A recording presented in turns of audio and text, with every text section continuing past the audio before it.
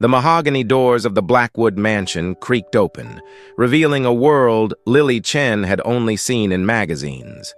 At 19, her calloused hands trembled as she clutched the single suitcase containing her entire life. The marble foyer stretched endlessly before her, adorned with crystal chandeliers that cast dancing shadows across oil paintings worth more than her family's entire existence. Marcus Blackwood emerged from the shadows like a figure from a dark fairy tale. At 50, his silver-streaked hair and piercing gray eyes commanded attention, while his tailored suit spoke of power that could crush dreams with a single word. He studied her with the calculating gaze of a man accustomed to acquiring assets, not wives. "Miss Chen," his voice carried the weight of authority that had built empires. "I trust your journey was comfortable." Lily's father had sold her future to save his failing restaurant, signing papers that bound her to this stranger for reasons she couldn't comprehend. The marriage contract felt like chains around her ankles, each clause another link in her captivity. The house staff moved like ghosts, their eyes averted as they witnessed another young woman entering their master's domain. Mrs. Patterson, the head housekeeper, guided Lily through corridors lined with family portraits, generations of Blackwood men who had taken what they wanted without question. Her assigned room felt more like a gilded cage than a sanctuary. Floor-to-ceiling windows overlooked manicured gardens that seemed to mock her trapped existence. The four-poster bed dominated the space, its silk curtains whispering promises of nights she wasn't ready to face. As evening descended, Lily pressed her palm against the cool glass, watching the city lights twinkle below. Tomorrow would bring the wedding ceremony, a performance for society's benefit. Tonight, she mourned the girl she'd been just hours before, wondering if she'd ever find her way back to herself in this maze of marble and money. Dawn broke with merciless clarity, painting the sky in shades of pink that reminded Lily of the cherry blossoms back home. The wedding dress hung like a specter in her room, ivory silk that cost more than her family's annual income, yet felt as cold as winter rain against her skin. Mrs. Patterson bustled about with practiced efficiency, transforming Lily into a vision of bridal perfection. The older woman's hands were gentle but impersonal, as if she'd performed this ritual countless times before. Lily wondered how many other young women had stood in this same spot, preparing to sacrifice their futures on the altar of financial necessity. The makeup artist worked in silence, painting Lily's face into a mask of serene beauty that hid the terror churning beneath. Her reflection stared back from the antique mirror, a stranger wearing her features, dressed for a role she'd never auditioned for. Marcus appeared in the doorway, resplendent in his charcoal morning coat. His presence filled the room like smoke, making the air thick and difficult to breathe. He approached with measured steps, producing a velvet box that contained a diamond necklace worth more than most people's homes. "A family heirloom," he explained, his fingers brushing her neck as he fastened the clasp. The diamonds felt like ice against her skin, each stone a reminder of her new reality. The ceremony unfolded in the mansion's grand ballroom, attended by business associates who viewed the proceedings with the detached interest of spectators at a corporate merger. Lily's parents sat in the front row, her father's relief palpable as his debts dissolved with each spoken vow. When Marcus lifted her veil, his kiss was perfunctory, a seal on a contract rather than a promise of love. The applause echoed hollowly through the cavernous space as Lily realized she'd just signed away her soul to a man whose heart remained as unreachable as the stars. The reception passed in a blur of champagne toasts and hollow congratulations. Business partners shook Marcus's hand with knowing smiles, while their wives offered Lily sympathetic glances that spoke volumes about the nature of such arrangements. The wedding cake tasted like sawdust in her mouth, each bite a reminder of the sweetness she'd never truly experienced. As midnight approached, the guests gradually departed, leaving behind empty glasses and the lingering scent of expensive perfume. Lily found herself alone in the master suite, still wearing the wedding dress that now felt like a costume from a play she'd never wanted to audition for. Marcus entered without knocking, having shed his formal jacket for a silk robe that spoke of intimate intentions. The room suddenly felt smaller, the air thicker with unspoken expectations. Lily's heart hammered against her ribs like a caged bird desperate for freedom. "I know this isn't what you wanted," he said, his voice softer than she'd heard before. "But we're bound now, for better or worse." She turned toward the window, watching the moon cast silver patterns across the garden below. The silence stretched between them like a chasm, filled with all the words they couldn't say. When she finally spoke, her voice barely rose above a whisper. "I need time." Marcus studied her reflection in the glass, seeing something that made him pause. Perhaps it was the way her shoulders trembled despite her attempt at composure, or the single tear that traced a path down her cheek like liquid starlight.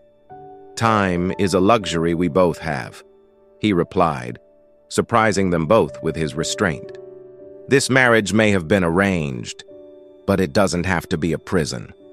He retreated to the adjoining room, leaving Lily alone with her thoughts and the weight of a future she couldn't yet comprehend.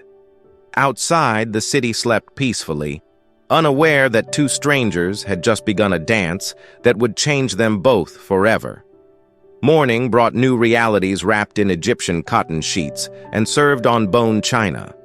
Lily discovered that being Mrs. Blackwood came with an instruction manual written in unspoken expectations and subtle corrections. Mrs. Patterson appeared at dawn with a schedule that mapped out her days like a military campaign. "Mr. Blackwood expects breakfast at 7 sharp," the housekeeper explained, her tone suggesting that tardiness was tantamount to treason. "He reads the financial papers while eating. Conversation is discouraged until after his second cup of coffee." The dining room felt cavernous in the morning light, its mahogany table stretching like an ocean between two solitary islands. Marcus sat at the head, surrounded by newspapers that rustled like autumn leaves with each turn of the page. Lily perched at the opposite end, feeling like an intruder in her own home. The silence was broken only by the gentle clink of silverware against porcelain and the distant hum of city traffic. She studied his profile, the sharp line of his jaw, the way his brow furrowed when reading particularly troubling news. He was handsome in the way that powerful men often were, but there was something else lurking beneath the surface, a shadow that spoke of old wounds and carefully guarded secrets. "Your schedule includes language lessons," he announced without looking up. "French and Mandarin, also etiquette classes with Mrs. Worthington." Lily's fork paused halfway to her mouth. "I already speak 3 languages." "Not the right ones," he replied, finally meeting her gaze. "Not for the circles we move in." The words stung more than they should have. She was being molded, shaped into something more palatable for his world. The girl who had dreamed of art school and quiet coffee shops was being systematically erased, replaced by a porcelain doll designed to complement his empire. After breakfast, she wandered the mansion's halls like a ghost, discovering rooms filled with treasures that felt more like museum pieces than personal belongings. 3 weeks into their marriage, Lily faced her first public test as Mrs. Blackwood. The charity gala represented everything she'd feared about her new life, a performance where every gesture would be scrutinized, every word weighed for its social currency. The emerald gown Marcus had selected clung to her figure like liquid silk, its price tag equivalent to a year's salary for most people.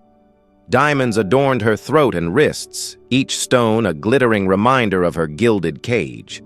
The transformation was complete. She looked every inch the billionaire's wife, even if she felt like an imposter wearing someone else's skin. The ballroom at the Ritz-Carlton buzzed with the energy of New York's elite. Women air-kissed with practiced precision, while men discussed mergers over aged whiskey.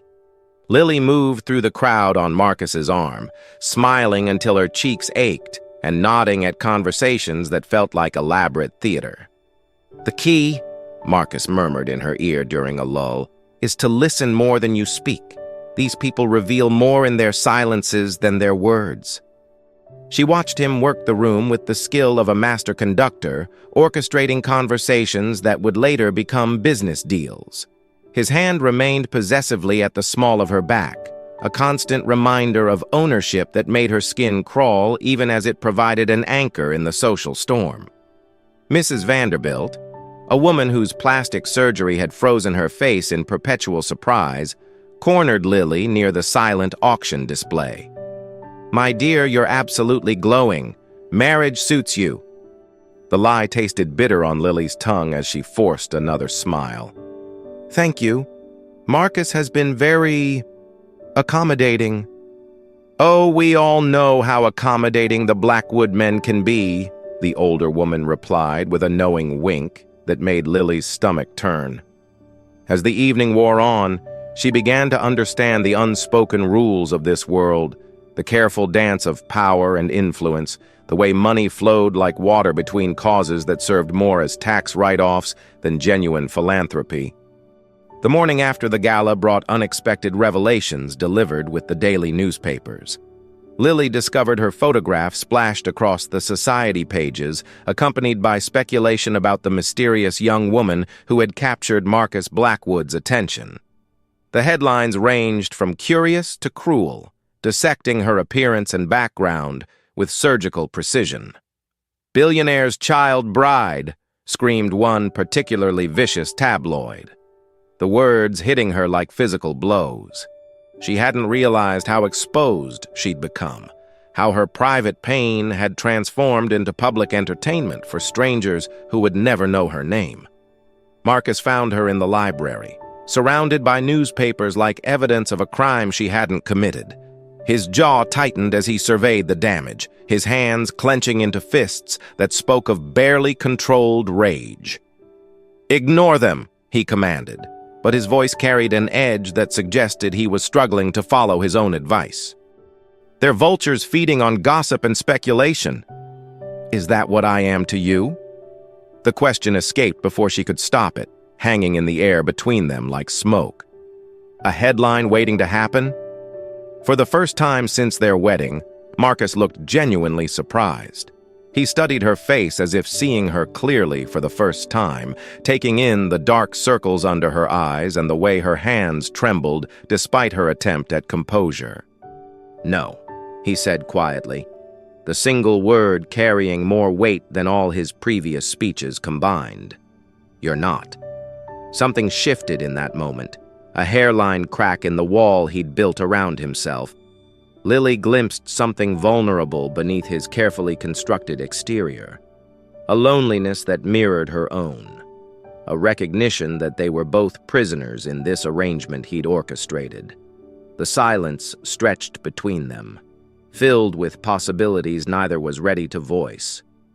Outside, rain began to fall against the library windows, each drop a tiny percussion in the symphony of their unspoken understanding. Marcus announced his departure for Tokyo with the same casual tone he might use to discuss the weather. 3 weeks in Japan, a merger that would expand his empire into new territories, meetings that couldn't be postponed or delegated. Lily listened from across the breakfast table, surprised by the relief that flooded through her at the prospect of temporary freedom. "You'll be fine here," he assured her, though she hadn't asked for reassurance. "Mrs. Patterson will ensure you have everything you need." The house felt different after his departure, larger somehow, as if his presence had been compressing the very air around them. Lily wandered rooms she'd only glimpsed before, discovering a music room with a piano that hadn't been played in years, its keys yellowed with neglect. She began to establish her own routines, eating breakfast in the sunroom instead of the formal dining room, taking long walks through Central Park without the weight of his expectations pressing down on her shoulders. For the first time since the wedding, she could breathe without measuring each inhalation against his approval. The phone calls came every evening at precisely 9 o'clock, Marcus's voice crackling across the international connection like static from another world. Their conversations were stilted affairs, filled with updates about his meetings and polite inquiries about her days that felt more like obligation than genuine interest. "The merger is proceeding ahead of schedule," he reported during their third call. "I may be able to return earlier than planned." Lily found herself hoping he wouldn't, a thought that brought its own complicated guilt.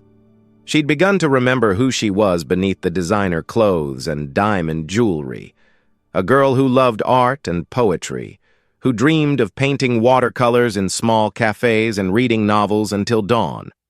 On the 10th day of his absence, she made a decision that would change everything. She called her best friend Sarah, the first contact with her old life since the wedding, and arranged to meet for coffee in the village. The coffee shop in Greenwich Village felt like stepping through a portal into her former life. The mismatched furniture and exposed brick walls stood in stark contrast to the marble and crystal of the Blackwood mansion. Lily chose a corner table, pulling her baseball cap low and hoping the casual clothes would help her blend into the crowd of students and artists. Sarah arrived 15 minutes late, her wild curls escaping from a paint-stained bandana, and her vintage dress wrinkled from her morning shift at the gallery. She stopped short when she spotted Lily, her eyes widening as she took in the transformation. "Jesus, Lily! You look like you stepped out of Vogue." Even in jeans and a sweater, Lily couldn't completely shed the polish that had been applied to her like lacquer. Her posture had changed, her movements more measured and controlled. The girl who used to laugh until she snorted had been replaced by someone who smiled with careful precision. "It's still me," Lily insisted, but the words felt hollow even to her own ears. They talked for hours, Sarah filling her in on gallery openings and mutual friends, the art scene that had once been Lily's entire world. Each story felt like a window into a life she'd abandoned, dreams that had been sacrificed on the altar of family obligation. "There's a group show next month," Sarah mentioned casually. "Your paintings from last year, I still have them. We could submit them." The suggestion hit Lily like a physical blow. Her art felt like something from another lifetime, a passion that belonged to the girl she'd been before contracts and arrangements had redefined her existence. The thought of her work hanging in a gallery while she played the role of dutiful wife felt like a betrayal of everything she'd become. "I can't," she whispered, the words tasting like ash. "That's not my life anymore." Sarah reached across the table, her paint-stained fingers covering Lily's manicured hand. "It doesn't have to be this way forever. You're 19, not 90. You still have choices." Marcus returned from Tokyo 2 days early, his arrival announced by the sound of his key in the front door and the sudden tension that filled the mansion like smoke. Lily was in the music room, her fingers dancing across piano keys that hadn't sung in years, when his footsteps echoed through the hallway. He appeared in the doorway like a storm cloud, his usually immaculate appearance showing signs of travel fatigue. His shirt was wrinkled, his tie loosened, and something in his expression suggested the trip hadn't gone entirely according to plan. He studied her for a long moment, taking in her position at the piano and the way the afternoon light caught the gold in her hair. "I didn't know you played," he said, his voice carrying an odd note of surprise. "You never asked." The response came out sharper than she'd intended, but she didn't apologize. Something had shifted during his absence, a small rebellion taking root in the soil of her temporary freedom. Marcus stepped into the room, his presence immediately making the space feel smaller. He moved to the window, gazing out at the garden where autumn was painting the leaves in shades of fire and gold. The silence stretched between them, filled with all the conversations they'd never had. "The merger fell through," he admitted suddenly, the words seeming to surprise him as much as they did her. 3 weeks of negotiations, and they walked away at the last minute. Lily's fingers stilled on the keys. In all their brief interactions, he'd never shown her this kind of vulnerability, never admitted to anything resembling failure. She turned to study his profile, noting the tension in his shoulders and the way his hands clenched and unclenched at his sides. "I'm sorry," she offered, meaning it more than she'd expected to. "Are you?" He turned to face her, his gray eyes searching her face for something she couldn't name. "Or are you relieved that I'm not quite as invincible as everyone believes?" The question hung in the air like a challenge, demanding honesty she wasn't sure she was ready to give. That evening brought an unexpected shift in their carefully choreographed dance around each other. Marcus appeared at dinner without his usual armor of business calls and financial reports, looking almost human in his simple white shirt and dark slacks. The formal dining room felt less like a boardroom and more like an actual home. "Tell me about the piano," he said over the main course, his request catching her off guard. Lily set down her fork, studying his face for signs of polite obligation, but finding genuine curiosity instead. "My grandmother taught me. She said music was the only language that couldn't lie." "Wise woman." Marcus leaned back in his chair, a gesture that seemed to shed years from his appearance. "What else did she teach you?" The conversation that followed felt like stepping onto unfamiliar ground. Lily found herself sharing stories about her grandmother's small apartment above the bakery, the way flour dust danced in afternoon sunlight, the sound of her voice humming old Chinese lullabies while kneading dough. Marcus listened with an attention that felt almost hungry, as if he were collecting these glimpses of normalcy like rare coins. "She sounds like she was remarkable," he said when Lily's stories finally wound down. "She was the only person who ever believed I could be an artist." The admission slipped out before she could stop it, carrying with it all the dreams she'd packed away with her childhood. Something flickered in Marcus's expression, regret perhaps, or recognition of what his arrangement had cost her. He reached across the table, his fingers brushing hers in a gesture so unexpected that she didn't pull away. "Show me," he said quietly. "Your art. I'd like to see it." The request felt like standing at the edge of a cliff, unsure whether the ground below would hold or crumble beneath her feet. But something in his voice, a gentleness she'd never heard before, made her nod. They spent the next hour in her room, Marcus studying the small sketchbook she'd hidden in her dresser drawer like contraband. 3 weeks later, Lily stood before her bathroom mirror, applying lipstick with hands that trembled like autumn leaves. Tonight was the gallery opening, her gallery opening, a decision that had surprised them both when she'd finally found the courage to call Sarah back. Marcus had insisted on attending, a gesture that felt both supportive and terrifying. She'd watched him make phone calls to ensure the gallery's security, seen him research the other artists, and the venue's reputation with the thoroughness of a military strategist. His involvement felt like validation and pressure in equal measure. The emerald dress she'd chosen was simpler than her usual formal wear, elegant without being ostentatious. She wanted to be seen as an artist first, a billionaire's wife second, though she knew the order would likely be reversed in most people's minds. "Ready?" Marcus appeared in the doorway, devastating in his charcoal suit and silver tie. He'd been different since their conversation about her grandmother, more present, more human. The change was subtle but unmistakable, like watching ice begin to thaw. The gallery buzzed with opening night energy, wine flowing as freely as conversation, while guests moved between the displayed works like bees sampling flowers. Lily's paintings hung in the back corner, 3 watercolors that captured moments of quiet beauty. A woman reading by a window, children playing in falling snow, an elderly man feeding pigeons in the park. She watched people's reactions from across the room, noting the way they paused before her work, the subtle nods of appreciation, the whispered conversations that followed. Art critics mingled with collectors, their opinions carrying the weight to make or break careers. "They're beautiful," a voice said behind her. Lily turned to find Marcus studying her paintings with an expression she couldn't quite read. "You see the world differently than most people." "Is that good or bad?" she asked. suddenly needing his approval more than she'd expected. "It's rare," he replied, his eyes meeting hers. "And rare things are precious." The evening passed in a blur of introductions and compliments, business cards exchanged, and tentative connections made. When the gallery finally closed, 3 red dots marked her paintings as sold. The ride home passed in comfortable silence, both of them processing the evening's unexpected success.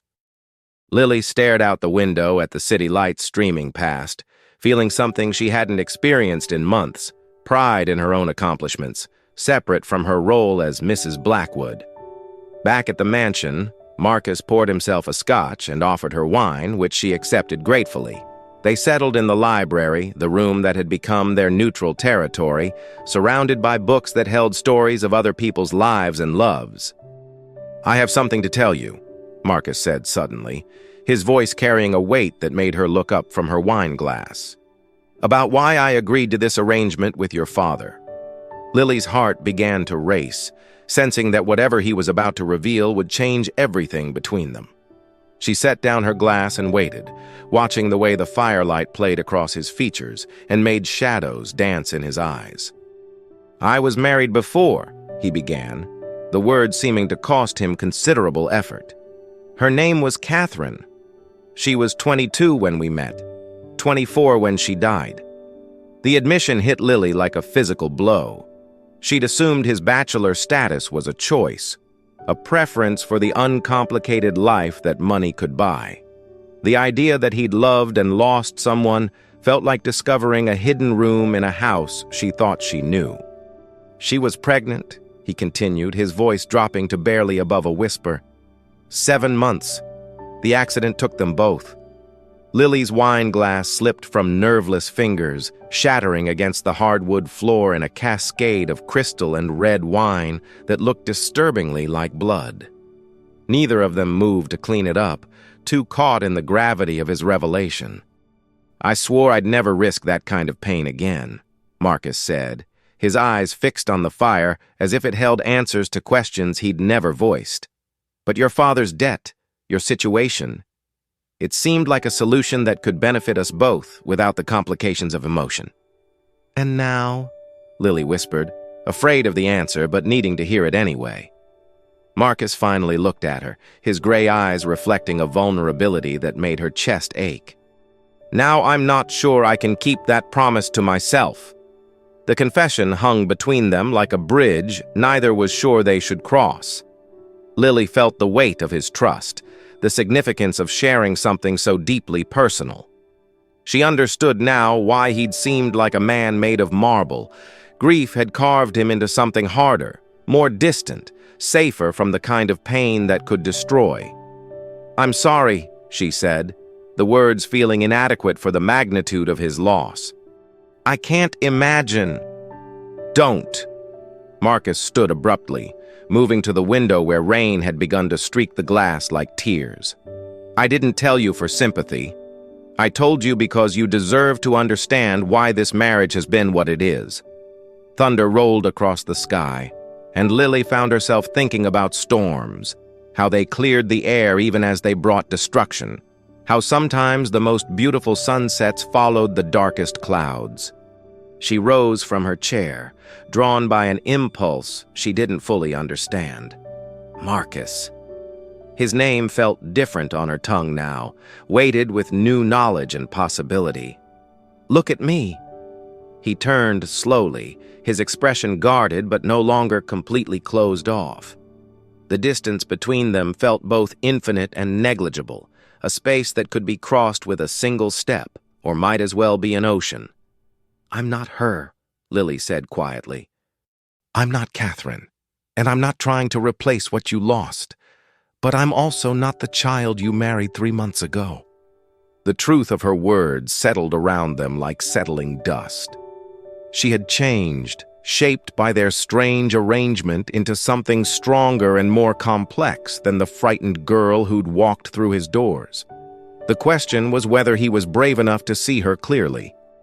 Lightning illuminated the room in stark black and white, followed by thunder that seemed to shake the very foundations of the mansion. In that moment of electric clarity, something fundamental shifted between them. A recognition that they were no longer strangers bound by contract, but two people who had somehow found their way to the edge of something real. 6 months later, Lily stood in the same music room where Marcus had first heard her play. But everything had changed. Sunlight streamed through windows that no longer felt like barriers, but like portals to possibility. Her latest painting, a commission from a collector who'd seen her work at the gallery, sat drying on an easel Marcus had surprised her with. Their marriage had evolved into something neither had expected, not the passionate romance of fairy tales, but something more complex and perhaps more valuable.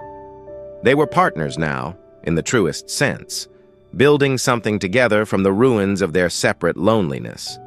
Marcus appeared in the doorway, no longer the intimidating stranger who'd claimed her as payment for her father's debts. Time had softened his edges without diminishing his strength, revealed the man beneath the armor of wealth and power. "The Times wants to do a feature on your work," he announced, holding up his phone with an email that made her heart race with excitement and terror in equal measure. "What did you tell them?" she asked, setting down her brush and turning to face him fully. "That they'd have to ask the artist herself." His smile was genuine now, reaching his eyes in a way that transformed his entire face. "It's your decision, Lily. It always has been." The words carried weight beyond their immediate meaning.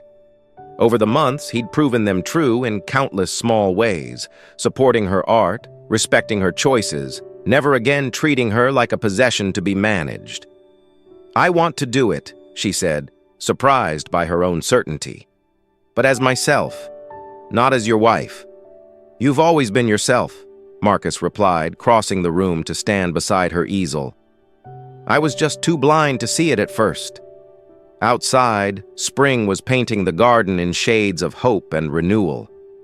They stood together in comfortable silence, two people who'd found their way from arrangement to understanding, from obligation to something that might someday become love.